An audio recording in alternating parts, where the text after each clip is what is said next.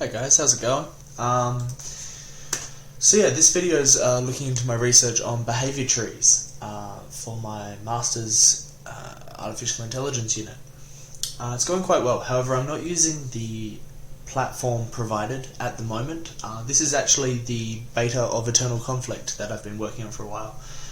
I had been implementing previous concepts from GAN 457 into it, so I just decided to expand on that, and behaviour trees have been really interesting to implement. So if you just keep an eye down here, current will actually tell you the current behaviour, or the last behaviour that was called. Because the behaviour tree is updated every frame, it can switch quite rapidly, however it's usually quite useful for debugging. So you can see at the moment it's waiting. Now the behaviour tree will be expanded in the future for idle, wandering, all that kind of stuff, but for now, if he's not in combat, he just waits. Just get up there. So if I'm here, his detection system will get me. It's quite obvious. Really need to slow down the gun. So you can see it's moved to attack down the bottom right. It actually moved to enter combat before then. So he has stages. He won't start firing until he has fully entered combat, which could be good for creating an alert animation and even having a staggered detection system, so slightly aware, more aware, etc. Which it is at the moment. It uses a float. If the float is above 2, he's detected. Now one thing that is cool, he is fully useful while he's attacking. It's not just something that happens every frame. I've actually started an eye enumerator with a cancelling system, so his attack will just keep going while he's primed for it, while the conditions are met. If I go out of his range, however, you'll see it's moved to move to attack. He comes along, and he gets stuck there for some reason. The nav message just isn't working. But yeah, as soon as I'm within a certain range, he'll move to attack again. So yeah, that's working quite well. I know this assignment was just, for this week, was to just get him to move to a point, pause. I was just excited and wanted to go a bit further. Yeah, feel free to ask any questions, post any comments, I look forward to it. Just quickly before I go, I'm just going to show the structure I use to contain the data. So starting off with the root node just contains a node. I didn't actually end up using the return, but the root node contains a child node, which is a control node. Control nodes being used to find conditional logic to see where the tree should go.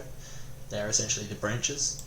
Of my control nodes, I've got in combat, player detected, and within attack.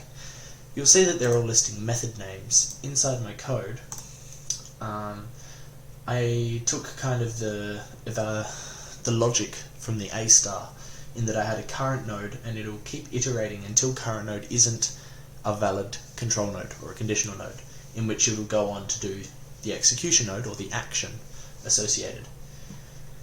So yeah, it goes through and it uses system.reflection, the reflection tools, to invoke and get a result from that method associated. So I've got all my different methods here.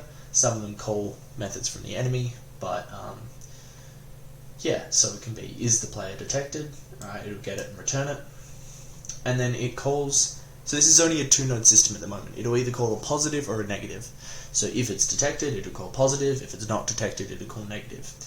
This, I believe this is the sequential. Yeah, the sequential type. There is another type of behaviour tree which would iterate through all the nodes, all the child nodes, or go back up the tree if it was false. Not going to do that, but you know, quite easy to change. Just have a for each here and go find the parent here. I would have to start storing the parent. So once it's gone through that, as I said, it'll just find the execution node, and that also uses a method name, but instead of using reflection, which is a bit heavier, I just used a quick invoke. That works quite well. And current, which is that debugging tool you saw. It just records the last thing that you did.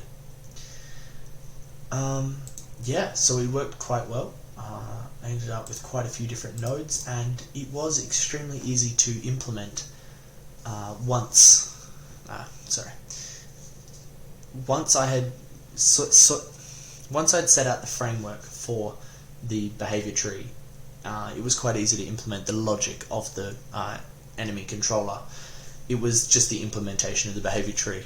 I know this isn't supposed to be used for a local controller, it's better for strategy and tactical. I just wanted to see how versatile it could be, and it was actually quite good. Okay, I'm going to leave it there. Thank you for listening, and I'll see you next week.